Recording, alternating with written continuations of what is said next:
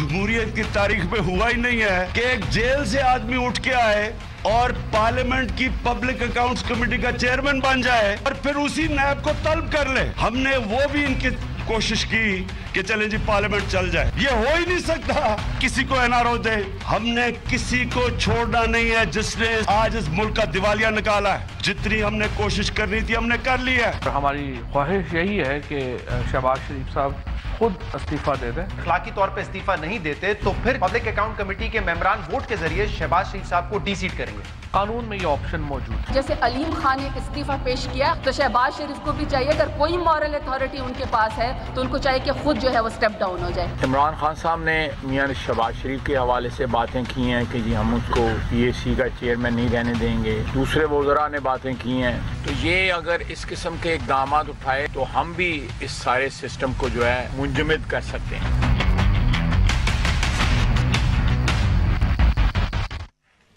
Welcome to news wise. میں ہوں عارفہ نور. آج سب سے پہلے ہم بات کریں گے پبلک اکاؤنٹس کمیٹی اور شہباز شریف صاحب کی. یہ ایک ایسا قصہ ہے جو ختم ہونے کا نام ہی نہیں لے رہا. پہلے حکومت کے کچھ ممبران تھے جو کہتے تھے کہ شہباز شریف صاحب کو خود ہی پی اے سی کو چھوڑ دینا چاہیے، مگر اب تو وزیر اعظم عمران خان صاحب نے بھی یہ کہہ دیا ہے کہ یہ کیسی بات ہے کہ ایک آدمی جیل سے اٹھ کے آتا ہے اور پی اے سی میں نیب کو سمن کر لیتا ہے. اور اب تو فیڈرل کیبنٹ کے کچھ منسٹرز بھی ہیں جو اس قسم کی باتیں کر رہے ہیں کہ ایک میجورٹی ووٹ کے تھرو وہ پی ایس سی کی چیئرمین شپ سے شہباز شریف کو ہٹا دیں گے. دوسری طرف پاکستان مسلم لیگ نون کی طرف سے بھی بھرپور جواب آیا ہے. وہ کہہ رہے ہیں کہ اگر شہباز شریف کو ہٹایا گیا تو پی ایس سی تو کیا پارلیمنٹ اور سارے سسٹم کو وہ بلاک کر دیں گے اور حکومت کا کوئی کام نہیں ہونے دیں گے. سوال اب یہ پیدا ہوتا ہے کیا سچ مچ حکومت نے یہ فیصلہ کر لیا ہے؟ کیا وزیر اعظم عمران خان صاحب اور ان کی کابینہ نے اور باقی ممبران نے یہ فیصلہ کر لیا ہے کہ ووٹنگ کے ذریعے شہباز شریف صاحب کو ہٹایا جائے گا پی ایس سی سے؟ ان سب سوالوں کا جواب دینے کے لیے آج ہمارے ساتھ موجود عثمان ڈار صاحب جو وزیر اعظم کے معاون خصوصی برائے یوتھ افیئرز ہیں. ویلکم ٹو دا شو ڈار صاحب.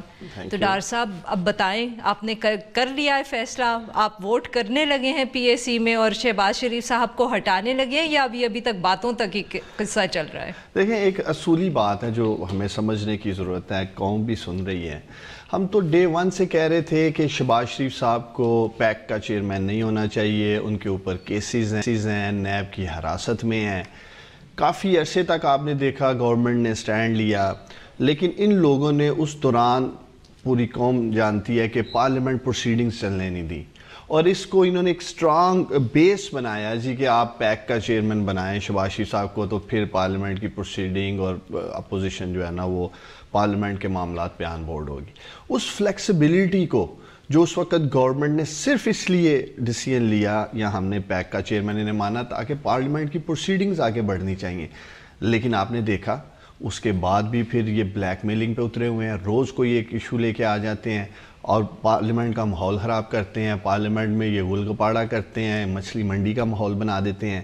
تو ہم سمجھتے ہیں کہ جو گورنمنٹ نے فلیکسیبلٹی دکھائی پارلیمنٹ کو مد نظر رکھتے ہوئے، اس کا کوئی ایسا ہمیں فائدہ بھی نہیں ہوا. اور آج جو پریزیڈنٹ ہمارے 3 منسٹرز نے سیٹ کیا ہے آپ کے سامنے، بابر اعوان صاحب وہ سٹیپ ڈاؤن کرتے ہیں، اس کے بعد علیم خان صاحب آپ کے سامنے وہ سٹیپ ڈاؤن کرتے ہیں.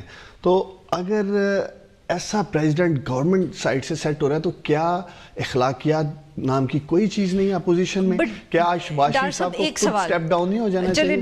ایک سوال کہ بیسکلی آپ کہہ رہے ہیں کہ اصولی طور پہ شہباز شریف کو پی ایس سی کا چیئرمین نہیں بننا چاہیے تھا، مگر پھر آپ لوگوں نے خود اس پہ کمپرومائز کیا. آپ نے کہا کہ اچھا پارلیمنٹ چلانے کے لیے پارلیمنٹ چلانے کے لیے ہم کمپرومائز کر لیں گے. اب کیونکہ پارلیمنٹ نہیں چل رہی تو آپ کہتے ہیں کہ ان کو اصولی فیصلہ کرنا چاہیے، تو کل کو اگر پارلیمنٹ چل گئی تو پھر آپ لوگ اس پہ یو ٹرن لے لیں گے اور آپ کہیں گے چلو یہ بن جائے کیونکہ اب پارلیمنٹ چل رہی ہے. تو اس امبیرسمنٹ کا سامنا اپوزیشن والوں کو ہے، پی ایم ایل این کو ہے.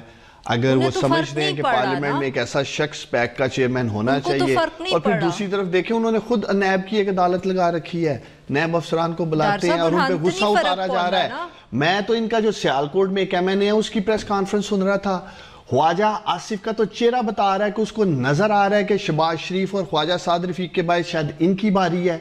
कैसे घबराए हुए हैं, क्योंकि पता है ठीक ठाक लूटमार की है, इसलिए ये प्रेस कॉन्फ्रेंस करते हैं और हमें धमकियां देते हैं, हम ये कर देंगे। तो आपको बेसिकली धमकियों से एतराज है, आपको इन प्रिंसिपल उनकी नहीं, हमको इनकी तरह लूटमार का झंडा लेके नहीं आए हैं कि कौम का दौलत और खजाने को हमें नुकसान पहुंचाना। मैं कह रही हूँ ना कि आपको तो फिर उनकी धमकियों से एतराज है, आपको असूली एतराज होता तो फिर आप उनको बनने ही ना देते। मैं जो सुन रहा था कल वो सियालकोट में भड़के लगा रहे थे, यही ख्वाजा आसिफ शर्म और हया का दर्ज देते थे। क्या कहते थे पार्लियामेंट में, पूरी कौम जानती है। तो और यही अब शर्म और हया का दर्ज ये शहबाज शरीफ को दें कि भाईजान आप नैब की गिरफ्त में है, आप क्यों हमारी एम्बैरेसमेंट। अच्छा, उनको तो अब फर्क नहीं पड़ता डार साहब, वो तो कहीं जाने वाले नहीं है, ना तो वो शर्मिंदा हो रहे हैं ना कुछ है। तो अब आप बताएं कि आप लोग धमकियां ही देते रहेंगे या आप सचमुच पीएससी में उनको हटाने के लिए मूव भी करेंगे? कानूनी रास्ता भी मौजूद है, इनको कानूनी रास्ता क्या है? वोटिंग पावर से भी हटाया जा सकता है, लेकिन हम समझते हैं ये फैसला पहले तो पीएमएलएन को करना है, अपोजिशन को करना है। एक बेंचमार्क सेट कर दिया है गवर्नमेंट ने, जो लोग आपके सामने जैसे जैसे नैब की इंक्वायरीज में और वो पकड़े जा रहे हैं, सामने आ रहे हैं, वो हट रहे हैं। अब तो ये इनको डिसीजन करना है, जब ये नहीं करते हैं फिर कानूनी रास्ते को भी देखा जाए, उस पे क्या करना है। कब तक आप इंतजार करेंगे कि वो ये फैसला करते हैं कि नहीं करते? कोई आपके मतलब कि आपकी हुकूमत के दिमाग में कोई टाइम पीरियड है कि आप उन्हें महीना देंगे, 6 महीने देंगे? कितनी देर आप इंतजार करेंगे कि वो इखलाकी फैसला कर लें? अगर अब मैं ये देख रहा हूँ कि जिस तरह मैं ये प्रेशर बिल्ड होता देख रहा हूँ, मुझे तो ऐसे लग रहा है कि वो खुद ही स्टेप डाउन हो जाएंगे। अच्छा, इसलिए कि बड़ा मुश्किल होता है जब आपके सामने एक बेंचमार्क सेट कर दिया जाए, एक एग्जाम्पल सेट कर दी जाए, और उस पर फिर कितनी देर ये इस क्रिटिसिज्म को बर्दाश्त करेंगे कि दूसरी तरफ हुकूमती वज़रा हट रहे हैं। मुझे आप बताएं, पाकिस्तान की तारीख में कोई एक वजीर का नाम बता दें जो स्टेप डाउन हुआ हो अपनी गवर्नमेंट में। जाहिद हामिद ने किया था ना। जाहिद हामिद वो तो तरीकी धरना दिया, ये सारे धरनों की नजर हुए हैं, कहाँ उतर रहे थे? फैजाबाद में जो इस्लामाबाद के लोगों ने अजियत उठाई इतने दिनों, और उसके बाद जाके इन लोगों ने। अच्छा, तो दैट मींस कि आपने अभी हुकूमत ने कोई फैसला नहीं किया कि कितना इंतजार करेंगे इस इशू के ऊपर? ये ऑप्शन तो हमारे पास मौजूद है, हम इंतजार कर रहे हैं। अगर इनमें इखलाकियात जाग जाती है, इनको थोड़ी शर्म आ जाती है, तो हो सकता है ये हट जाते हैं। सपोज नहीं आती तो आप कितना इंतजार करेंगे कि इनमें शर्म आ जाए? देखिए, फिर मैंने जैसे आपको कहा है कि कानूनी रास्ता मौजूद है, वोटिंग पावर से भी नहीं हटा दिया जाएगा, लेकिन मैं कम से कम ये जरूर कहूंगा कि अब कौम के सामने हमने इनको एक्सपोज कर दिया है। ये जो ड्रामा रचाते थे, ये आपने देखा, पहले एक दूसरे के पेट फाड़ने की बातें करते थे, वो उनको अखलाकियात का दर्ज देते थे, और किस तरह इन्होंने पार्लियामेंट के फ्लोर पे एक दूसरे का पेट फाड़ा, पूरी कौम ने देखा। ये भी क्रेडिट आपको गवर्नमेंट को देना होगा कि हमने इन लोगों को एक्सपोज किया है। अच्छा, वो मुकमुका, वो नूरा कुश्ती जिसका जिक्र मेरे लीडर इमरान खान काफी सालों से कर रहे थे, और आज ये कौम के सामने एक्सपोज हो रहे हैं। तो डार साहब, क्या हुकूमत ने ये कोई इसके बारे में सोचा है कि अगर आप हटाते हैं शहबाज शरीफ साहब को, जब भी ये हुआ, तो उसके बाद पार्लियामेंट के अंदर अगर ये लोग आपके लेजिस्लेटिव एजेंडा को ब्लॉक करते हैं या बहुत शोर डालते हैं, तो आप उससे कैसे मैनेज करेंगे या कैसे कोप करेंगे? क्योंकि ऑब्वियसली आपने जो इतने वादे किए हैं रिफॉर्म्स के, वो सब तो लेजिस्लेशन के थ्रू होना है। आगे ही कौन सा ये कोई बड़ा नेकनामी वाला काम कर रहे हैं, कौन सा ये हमारे साथ मिल के पार्लियामेंट चलाना चाह रहे हैं? हर इशू पे मैं आपको कह रहा हूँ, जानबूझ के इश्यूज खड़े करते हैं ताकि पार्लियामेंट प्रोसीडिंग को रोका जा सके। मैं ज़ाती तौर पे समझता हूँ कि शहबाज शरीफ साहब को खुद इखलाकी जुर्रत का मुजाहरा करना चाहिए था, उन्हें अभी तक खुद स्टेप डाउन कर देना चाहिए था। कोई इनके पास एक भी क्रेडिबल शख्स नहीं है जिसको ये ला सके, कोई एक नाम भी नहीं है। ये ब्लॉक कर दें या ये कमेटी से निकल जाएं तो आपका तो लेजिस्लेटिव एजेंडा जो है वो बिल्कुल वो तो हम लेके आएंगे, चाहे ये हमारे साथ हैं। जबरदस्त काम हो रहा है, जबरदस्त रिफॉर्म्स पे काम हो रहा है। इंशाअल्लाह ताला बहुत जल्द बड़े जबरदस्त बिल आ रहे हैं पार्लियामेंट में। कौन देखेगी ना फिर इनका वो ड्रामा, कौन देखेगी कि वो तमाम रिफॉर्म्स, वो तमाम लेजिस्लेशन जो हम पाकिस्तान के इस 21-22 करोड़ अवाम के लिए करने जा रहे हैं, उसमें अपोजिशन का रवैया फिर कौम के सामने होगा। फिर कौम को फैसला करना होगा जब भी इलेक्शन होता है कि हमने इमरान खान को और एम्पावर करना है, उसको 2/3 मेजॉरिटी देनी है ताकि ऐसे रंगबाज जो पार्लियामेंट में बैठे हैं इनसे जान छुड़ाई जा सके। तो दैट मींस कि आप 5 साल एक मतलब कि क्या कहते हैं उसको, पैरालाइज पार्लियामेंट के साथ गुजारेंगे इस उम्मीद पे कि लोग आपको दोबारा वोट देंगे। मैं तो अपोजिशन वालों को कहूंगा कि इब्तदाई इश्क है روتا ہے کیا, آگے آگے دیکھ ہوتا ہے کیا, انشاءاللہ تعالیٰ سب اچھا ہوگا. نہیں بٹ یہ آپ کہہ رہے ہیں نا کہ پھر اگر پارلیمنٹ پیرالائز ہو گئی تو 5 سال آپ 5 سال گزاریں گے اس امید میں. یہ انشاءاللہ ان کے پاس بھی کوئی آپشن نہیں ہے. چلے میں بتاتا ہوں, میں سمجھتا ہوں, میرے اوپر یوتھ کی ذمہ داری ہے. آج تک پاکستان میں پرو یوتھ لیجسلیشن نہیں ہوئی ہے, پرو ویمن امپاورمنٹ ہوئی ہے, پرو پور ہوئی ہے, پاورٹی ایلیویشن پہ ہوئی ہے. انشاءاللہ تعالی ہم پرو یوتھ لیجسلیشن کرنے جا رہے ہیں, نوجوانوں کے لیے قانون سازی کرنے جا رہے ہیں, اور مجھے پوری امید ہے 65% تقریباً آبادی 30 سال کے نوجوانوں سے نیچے ہے آج پاکستان کی. یہ احساس ہے بہت بڑا ہمارا. تو میں دیکھوں گا جب یہ لیجسلیشن ہم لے کے آتے ہیں پارلیمنٹ میں, تو اپوزیشن والے کیا پاکستان کے نوجوانوں کے راستے میں رکاوٹ بنتے ہیں, یا وہ واقعی سمجھتے ہیں کہ یہ نوجوان تقریباً تمام سیاسی جماعتیں اپنے منشور میں ان کی بات کرتے ہیں تو یہ گورنمنٹ کا ساتھ دیں گے. جی بہت بہت شکریہ ڈار صاحب, آپ نے ہم سے بات کی. ناظرین, now we'll take a short break, اور جب ہم بریک سے واپس آئیں گے تو ہم بات کریں گے پاکستان تحریک انصاف اور ان کے جو اختلافات تھے پاکستان مسلم لیگ قاف کے ساتھ جو اب ریزالو ہو چکے ہیں. Stay with us.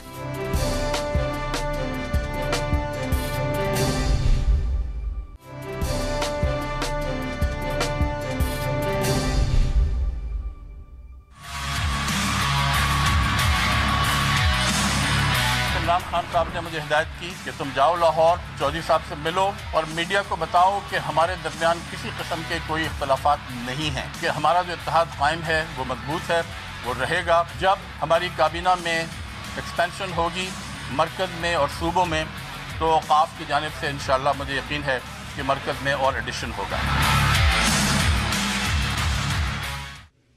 Welcome back. اب ہم بات کریں گے پاکستان تحریک انصاف اور اس کی اعلیٰ جماعت پاکستان مسلم لیگ قاف کی. لگتا ہے کہ دونوں جماعتوں کے درمیان جو اختلافات تھے اور جو ڈسٹرسٹ تھا وہ ختم ہوتا چلا جا رہا ہے. پہلے گورنر پنجاب اور اس کے بعد نعیم الحق صاحب نے جا کے پاکستان مسلم لیگ قاف کی قیادت سے ملاقات کی, اور اس کے بعد جو اختلافات ہیں وہ ختم سے ہو گئے. قاف لیگ کو صوبائی حکومت میں ایک اور وزارت مل گئی ہے, اور کچھ عرصے کے بعد فیڈرل کیبنٹ میں بھی ان کو ایک پوزیشن دی جائے گی. مگر سوال یہاں یہ کھڑا ہوتا ہے کہ دونوں جماعتوں کے اندر جو اختلاف تھا وہ سیاسی کنٹرول کے اوپر ہے یا وہ صرف کیبنٹ پوسٹ کے اوپر یہ ایشو بنا.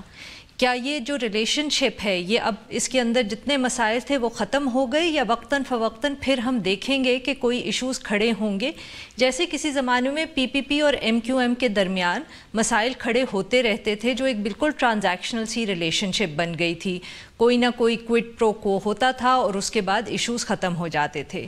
ان سب ایشوز پہ بات کرنے کے لیے آج ہمارے ساتھ موجود ہیں کامل علی آغا صاحب, جو سینئر رہنما ہیں پاکستان مسلم لیگ قاف کے. ویلکم ٹو دا شو آغا صاحب. جی بسم اللہ. جی سر, تو بتائیں ہمیں کہ جو اب نعیم الحق صاحب اگلے دن آئے اور آپ سے ملاقات ہوئی تو اس کے اندر انہوں نے کیا ری ایشورنسز دیں, اور کیا ایشوز تھے جن کے اوپر انہوں نے آپ کو تسلی دی کہ اب یہ ایشوز دوبارہ نہیں کھڑے ہوں گے؟ دیکھیں, یہ بنیادی طور پہ جب بھی کوئی اتحاد ہوتا ہے پولیٹیکل پارٹیز کے درمیان, تو اس کے اندر 4 چیزیں تو یقینی طور پہ ہوتی ہیں.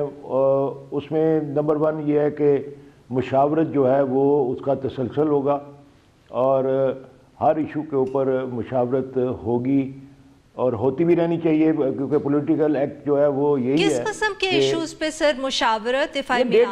ڈے ٹو ڈے یہ جو ایشوز ہوتے ہیں, پبلک ایشوز ہوتے ہیں, حکومتی معاملات ہوتے ہیں, اس کے اندر تمام یہ کنسٹیچوئنسی لیول کے ایشوز, یا جس طرح پنجاب کے جو چیف منسٹر ہیں وہ حکومت چلا رہے ہیں؟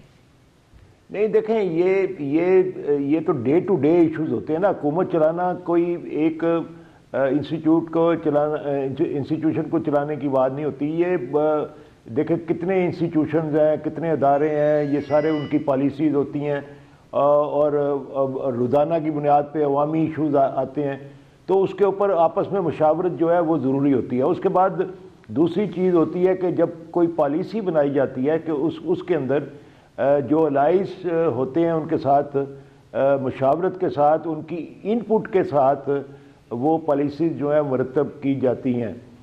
تیسری بات ہوتی ہے کہ جو عوامی نمائندے منتخب ہوتے ہیں ان کے ساتھ تعاون, اور ان کے حلقوں کے جو معاملات ہیں ان کے اندر تعاون, یہ بھی ایک پولیٹیکل ایکٹیویٹی کا حصہ ہوتا ہے اور پولیٹیکل الائنس کا حصہ ہوتا ہے کہ برابری کی سطح پہ الائنس پارٹیز کے ممبران قومی اور صوبائی اسمبلی کے ساتھ بھی تعاون کیا جائے. اور چوتھی بات ہوتی ہے پاور شیئرنگ کی. اور پاور شیئرنگ جب اتحاد ہوتا ہے اور ایک بڑی جماعت جو ہے وہ اپنے الائنس کو ساتھ لے کے حکومت بناتی ہے تو اس کے اندر ان کا ڈیو شیئر ہوتا ہے, چاہے وہ حصہ بقدر جسہ ہو لیکن وہ حصہ ضرور ہوتا ہے. تو ہمارا ان کے ساتھ جو معاملات تھے وہ انہی بنیادوں پہ طے تھے. تو ہماری شکایات اس لیے پیدا ہوئیں کہ مشاورت کی بالکل کمی تھی اور پالیسی میکنگ میں ہمارا کوئی دخل. تو سر یہ مشاورت کرنے کے لیے کیا کوئی انہوں نے کیا پی ٹی آئی کی حکومت نے کوئی کمٹمنٹ دی ہے کہ وہ کون سا پلیٹ فارم استعمال کریں گے جس کے اوپر یہ مشاورت ہوگی؟ کیونکہ جو خبریں آ رہی ہیں وہ تو صرف 2 کیبنٹ پوسٹ کی ہیں, ایک پروونشل لیول پر اور ایک فیڈرل لیول پر. اس کے علاوہ تو کوئی ایسی خبر میں تفصیل نہیں آ رہی جس سے پتہ چلے کہ وہ کس طرح اب آپ سے مشاورت کریں گے اور انہوں نے کیا کمٹمنٹ کی ہے. یہ بات تو میرے خیال میں نعیم الحق نے بھی ابتدا اپنی گفتگو کے آغاز میں کہہ دیا کہ یہ آئندہ مشاورت جو ہے وہ اس کا تسلسل جاری ہوگا. اور آپ کو علم ہوگا کہ اس سے پہلے جب ہماری ریزرویشنز آئی تھیں تو اس کے بعد عمران خان نے وزیر داخلہ خٹک صاحب جو سابق وزیر اعلیٰ کے پی کے ہیں ان کی ڈیوٹی لگائی تھی. انہوں نے پھر طارق بشیر چیمہ کے ساتھ مذاکرات کیے, بات چیت کی, ملاقات کی اور اس کے بعد پھر وہ ساری ریزرویشن جو ہیں وہ عمران خان صاحب کے پاس پہنچی. پھر اس کے بعد وہ جو اگلی ہدایات یہ ہوئیں کہ گورنر پنجاب چودھری سرور نے ملاقات کی, وزیر اعلیٰ پنجاب سب سے پہلے چودھری صاحب سے انہوں نے ملاقات کی, پھر چودھری سرور صاحب نے ملاقات کی. تو سر اب یہ مشاورت جو ہے اس کی کمٹمنٹ چیف منسٹر صاحب جو پنجاب کے ہیں ان سے بھی ہوئی ہے؟ کیونکہ آبویسلی حکومت تو وہ چلا رہے ہیں تو مشاورت اگر ہوگی اور اسپیشلی جیسے آپ نے کہا ڈے ٹو ڈے افیئرز پہ ہوگی وہ تو پھر ان کو کرنی پڑے گی نا. جی انہوں نے کی نا جی, میں نے آپ کو بتایا کہ وہ چودھری پرویز لائی کو خود آ کر ملے اور اس کے بعد وہ ساری ریزرویشنز انہوں نے سنی. اس کے بعد چودھری محمد سرور صاحب سے ملاقات ہوئی, مونس رائی صاحب کی, اور ان کے ساتھ ساری بات چیت ہوئی. اور مرکز یہ صوبائی سطح تھی, یہاں پہ ریزرویشن جو ہیں ختم ہو گئیں. پھر وفاقی سطح کے جو فائنل مذاکرات ہیں وہ کل نعیم الحق صاحب تشریف لائے اور ان کے ساتھ بات چیت ہوئی اور وہ عمران خان صاحب کی ہدایت کے مطابق انہوں نے یقین دہانی کرائی کہ آئندہ مشاورت کا عمل تسلسل کے ساتھ جاری رہے گا. اور آپ نے دیکھا کہ کل وزیر اعلیٰ پنجاب جو ہیں وہ عمرے پہ گئے ہوئے ہیں, وہاں پہ اسپیکر پنجاب اسمبلی چودھری پرویز لائی صاحب سے بھی ان کی ملاقات ہوئی وہاں پہ. تو یہ اب تسلسل شروع ہو گیا اور میرے خیال میں ہماری ریزرویشن بہت شکریہ کامل علی آغا صاحب, آپ نے ہم سے بات کی. ناظرین now will take a break, اور جب ہم بریک سے واپس آئیں گے تو ہم بات کریں گے IMF کی حکومت کے ساتھ جو نیگوسیشنز چل رہی ہیں اور جو لیٹسٹ خبریں آ رہی ہیں اس کے بقول یہ مور اور لیس فائنل ہو چکی ہے deal. Stay with us.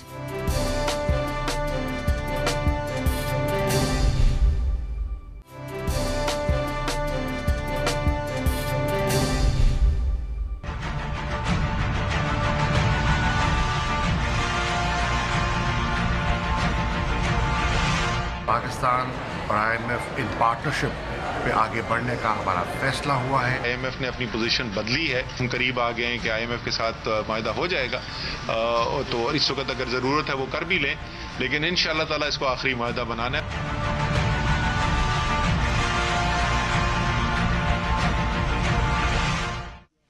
Welcome back. اب ہم بات کریں گے پاکستان کی جو ٹاکس ہو رہی ہیں IMF کے ساتھ.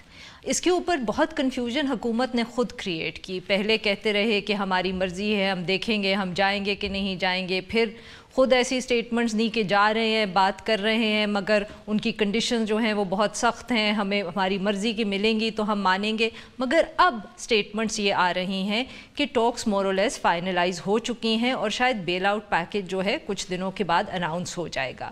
یہ خبریں آئی ہیں تب جب وزیر اعظم عمران خان صاحب نے IMF کی MD کرسٹینا لگارڈ کے ساتھ ملاقات کی اور IMF کی طرف سے بھی جو اس کے بعد پریس ریلیز آئی اس سے یہی لگ رہا ہے کہ کچھ اب جو ٹاکس ہیں وہ فائنلائزیشن کی طرف جا رہی ہیں. مگر سوال یہ ہے کہ یہ جو اتنی ڈیلے کے بعد یہ فائنلائز ہو رہا ہے بیل آؤٹ پیکیج، یہ پاکستان کے لیے ایک اچھی خبر ہے یا بری خبر ہے؟ اور اس کا جواب ہمیں دیں گے ڈاکٹر وقار مسعود جو سابق سیکرٹری خزانہ ہے. Welcome to the show doctor صاحب. تو ڈاکٹر صاحب بتائیں کہ اب جب فائنلی یہ خبریں آ رہی ہیں کہ فائنلائز ہو گیا ہے شاید بیل آؤٹ پیکیج، تو آپ کے خیال میں this is a good sign for the economy or not, کہ بہت دیر ہو گئی ہے؟ میں تو اس کا بہت عرصے سے تقاضا کر رہا ہوں، مشورہ دے رہا ہوں، تو یہ میری نظر میں تو اچھی پیش رفت ہے، لیکن ابھی سارے حقائق نہیں معلوم اور تفصیلات ہمارے سامنے نہیں آئیں، تو ان کا انتظار رہے گا. اور جو میں سمجھتا ہوں تھوڑا بہت سسٹم یہ اب بجٹ کے ساتھ ہی ہوتا ہوا نظر آ رہا ہے، اس سے پہلے جو ہے آپ نے اپنے تعارفی کلمات میں بھی جو بات رکھی کہ وہاں پہ ڈیسائسو ایک ایکشن کی انہوں نے بات کی ہے، فیصلہ کن اقدامات کیے جائیں، اسٹرکچرل ریفارمز کی جائیں. تو میری نظر میں یہ بات تو ان کی شروع سے اسی پہ یہ تقاضا رہا ہے ان کی طرف سے. اب کیا ایسی تبدیلی ہوئی ہے جس میں یہ کہہ رہے ہیں کہ جناب ہم قریب آ گئے ہیں؟ میں تو دعا گو ہوں قریب آ جائیں، اور یہ ضروری ہے. اور آپ نے یہ بات بھی کہہ دی اضافتاً کہ یہ خود ایک گموگی کی کیفیت، تذبذب کا عالم انہوں نے خود پیدا کیا. تو ڈاکٹر صاحب جو خبریں جس طرح کی آ رہی ہیں کہ جو ایریاز تھے جن کے اندر بہت زیادہ فرق تھا between what the IMF is wanting اور حکومت کیا دینا چاہ رہی تھی، اس میں ایک تو وہی انرجی کا جو ڈپارٹمنٹ ہے، سرکولر ڈیٹ ہے، انرجی پرائسز ہیں، پھر ساتھ میں ایک خبر یہ بھی تھی کہ وہ ڈالر کی جو قیمت ہے اس کے اوپر بھی وہ چاہتے ہیں کہ وہ بالکل فری فلوٹنگ ہو. تو آپ کے خیال میں یہ سٹکنگ پوائنٹس جو ہیں ان کے اوپر پروگرس ہوا ہوگا، یا جیسے آپ نے کہا کہ وی شوڈ ویٹ اور ہمیں دیکھیے مطلب یہ باتیں شامل ہوں گی اس میں جی، اس میں انٹرسٹ ریٹ کا بھی مسئلہ ہوگا، ایکسچینج ریٹ کی بات آپ نے کہی. انٹرسٹ ریٹ تو بہت بڑھایا بھی ہے حکومت نے. اچھا اب سوال یہ کہ یہ چیزیں جو ہیں اگر کافی ہوتی تو مطلب پھر بات بن جاتی نا جی. ان سب کے الرغم اگر وہ تقاضا کر رہے ہیں مزید اور باتوں کا، تو اس کا مطلب یہ کہ ہمارے اور ان کے درمیان میں جو خلا ہے وہ بھی پر نہیں ہوا ہے. امید کر سکتے ہیں ہم. دیکھیے اس میں اور جو چیزیں ہیں، سب سے بات اس وقت تو سب سے اہم چیز جو ہے وہ فسکل ڈیفیسٹ کی ہے، اور ٹیکس ریسیٹس آپ کے ساتھ 7 مہینے کے اندر 3.5% کی گروتھ ہے. آج نیا ڈیٹا آیا ہے جو ابھی FBS کا ہے، فیڈرل بیورو آف اسٹیٹسٹکس کا، تو وہ اس میں ایکسپورٹس تھوڑی بڑھی ہیں، امپورٹس بہت اچھی کم ہوئی ہیں.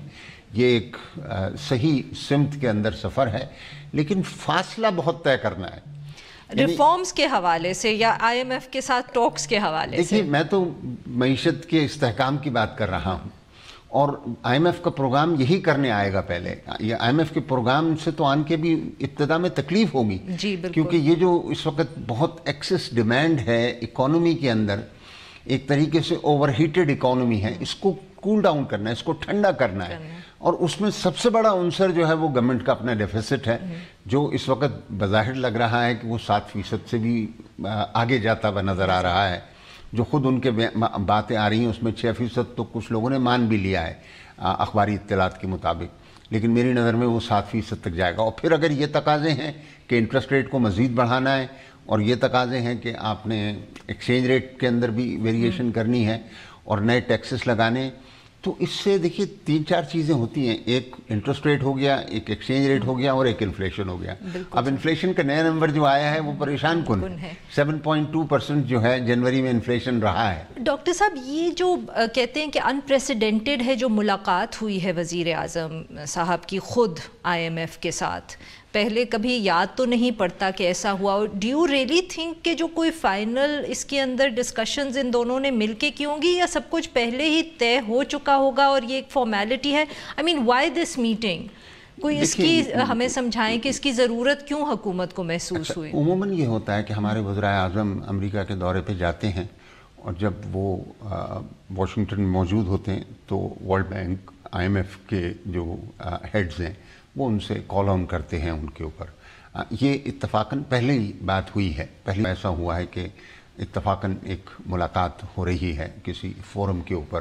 میں اس میں زیادہ کچھ نہیں کھوجنا چاہوں گا، لیکن یہ ایک نسبتاً لیکن ضرورت بھی تھی ایک طرح سے، آپ کو آئس بریک کرنی ہے، اور اگر اس میں پیش رفت ہوئی ہے تو میرے لیے کوئی بڑی عجیب بات نہیں ہے، کیونکہ جب سطح پہ بات ہوتی ہے تو اگر نیچے کوئی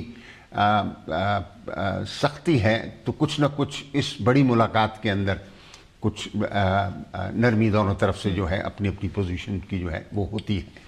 تو ہو سکتا ہے یہ ہوا ہو، لیکن ہم یہ نہ سمجھیں کہ کل پروگرام شروع ہو رہا ہے. نہیں، یہ میں آپ سے یہی پوچھنے لگی تھی کہ اب آپ کے خیال میں کب تک فائنل اناؤنسمنٹ ہوگی، جو آپ نے خود کہا کہ ڈیٹیلز کا انتظار کرنا ہے، ہمیں کب پتہ چلے گا؟ میں سمجھتا ہوں کہ یہ اگلا بجٹ جو ہے نا وہ وقت ہوگا، اس کے اندر وہ تعین کریں گے اس بات کا کہ اچھا بھی کیا کیا ایکشنز لینے ہیں، اور بجٹ کے خد و خال جو ہیں وہ IMF سے اتفاق رائے سے مل کر جو ہیں وہ لیے جائیں.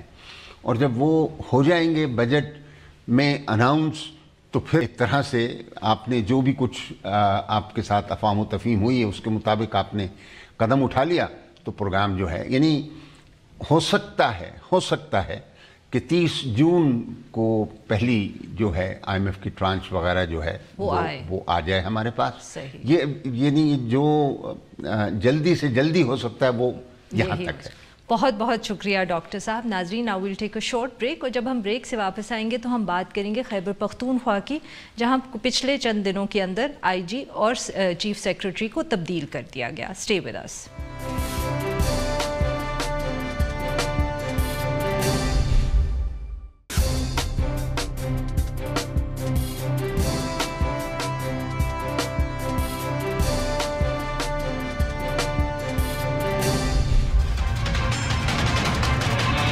پہلے ہم درانی صاحب کو لے کے آئے، انہوں نے زبردست کام کیا. درانی صاحب کی ریکمنڈیشن پہ صلاح الدین مسعود صاحب کو IG نامینیٹ کیا. انہوں نے ریفارمز کر رہے ہیں پولیس کو، پولیس بہتر ہوتی جا رہی ہے، ساری چیزیں نیچے آ رہی ہیں، لوگوں کو فائدہ ہو رہا ہے. Welcome back. پروگرام کے آخری حصے میں ہم بات کریں گے خیبر پختونخوا کی، جدھر ایک بہت بڑی تبدیلی آ گئی ہے. پچھلے کچھ دنوں کے اندر IG اصلاح الدین مسعود اور چیف سیکرٹری نوید کامران بلوچ کو تبدیل کر دیا گیا. یہ تبدیلیاں ایک ایسے وقت پہ ہوئی ہیں جب اختلافات کی خبریں آ رہی ہیں اس صوبے سے، اختلافات چیف منسٹر اور بیوروکریسی کے درمیان، اور اختلافات کی خبریں چیف منسٹر اور گورنر کے درمیان. جو IG تھے ان کو لایا گیا تھا 2017 کے اندر، اور اس وعدے کے ساتھ لایا گیا تھا کہ یہ ناصر درانی صاحب کا جو ریفارم کا ایجنڈا ہے اس کو آگے لے کر چلیں گے. مگر ابھی ان کی 3 سال کی ٹرم ختم ہوئی ہی نہیں تھی کہ ان کو ایک دم اور اچانک تبدیل کر دیا گیا ہے. آخر صوبے میں ہو کیا رہا ہے؟ اس ایشو پہ بات کرنے کے لیے ہمارے ساتھ موجود ہیں رحیم اللہ یوسفزئی صاحب، جو سینئر صحافی اور تجزیہ کار ہے. ویلکم ٹو دا شو رحیم اللہ صاحب. جی شکریہ. جی سر، تو بتائیں کہ اصل میں ہوا کیا؟ یہ ایک دم IG کو کیوں تبدیل کر دیا گیا؟ حکومت بار بار کہہ رہی ہے کہ یہ روٹین ٹرانسفر ہے، مگر کوئی بات ان کی بات پہ یقین کرنے کو تیار نہیں ہے. دیکھیں، روٹین تو اس لیے نہیں ہے کہ ابھی ان کی 3 سال کی مدت پوری نہیں ہوئی اور ان کو ابھی ہی سے ہٹا دیا گیا ہے.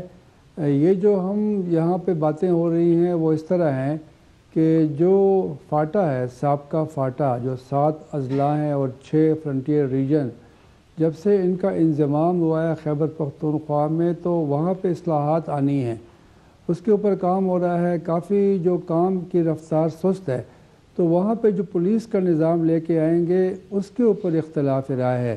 صلاح الدین مسعود چاہتے تھے کہ جو پولیس کا نظام خیبر پختونخوا میں ہے اور پورے پاکستان میں ہے وہی سابقہ فاٹا میں نافذ ہونا چاہیے. لیکن یہ کہا جا رہا ہے کہ یہاں جو بیوروکریسی ہے، جو سول آفیسرز ہیں، ان کا خیال یہ تھا کہ یہ پولیس کا نظام فوراً وہاں پہ نافذ نہیں کرنا چاہیے، بلکہ ایک ہائیبریڈ ہونا چاہیے.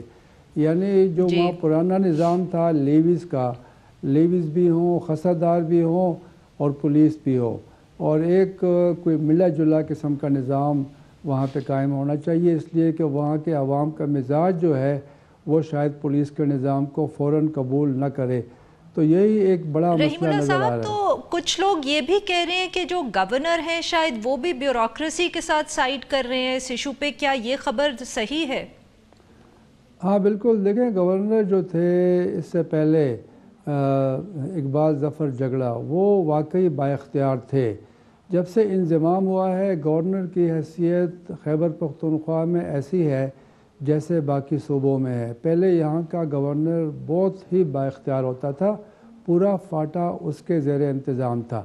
اب جو شاہ فرمان گورنر بنے ہیں تو ان کا فاٹا میں کوئی اختیار نہیں ہے اور وہ ایک عام گورنر ہیں۔ تو یہ کہا جا رہا ہے کہ ابھی بھی وہ چاہتے ہیں کہ فاٹا میں کچھ ان کا عمل دخل ہو، اور یہاں پہ ایک لیویز ایکٹ لانے کی کوشش ہو رہی ہے۔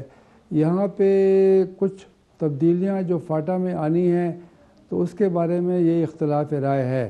تو گورنر اور بیوروکریسی جن کی رائے ہے کہ وہاں پر ایک ملا جلا پولیس کا نظام ہونا چاہیے، وہ شاید ایک طرف ہیں، اور صلاح الدین مسعود اور کچھ اور لوگ، خاص طور پہ پولیس کے لوگ جو تھے، ان کی رائے مختلف تھی۔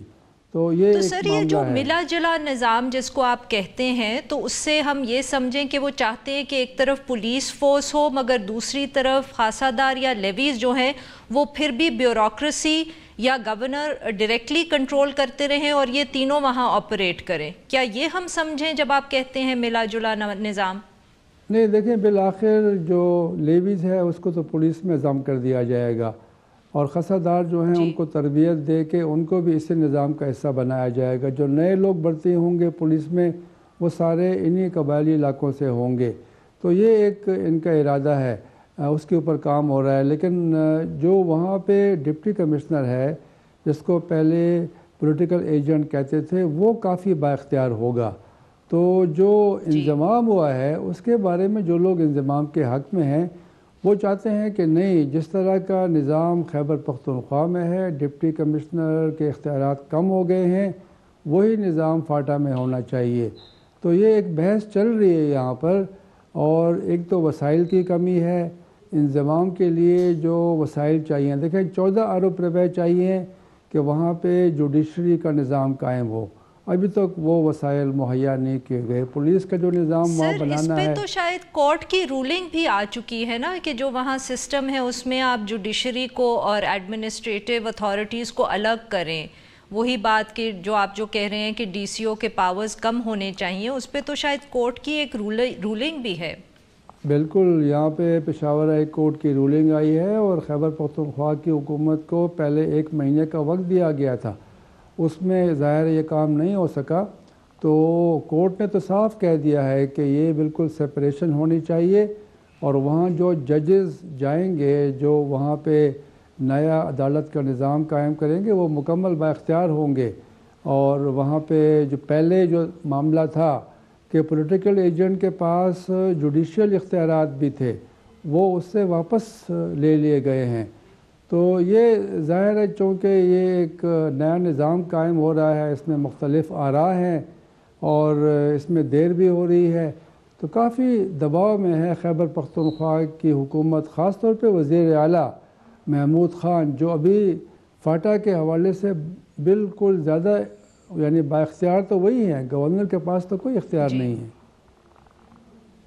جی بہت بہت شکریہ رحیم اللہ صاحب، آپ نے ہم بات کی۔ ناظرین آج کے لیے بس اتنا ہی، we'll be back tomorrow at the same time.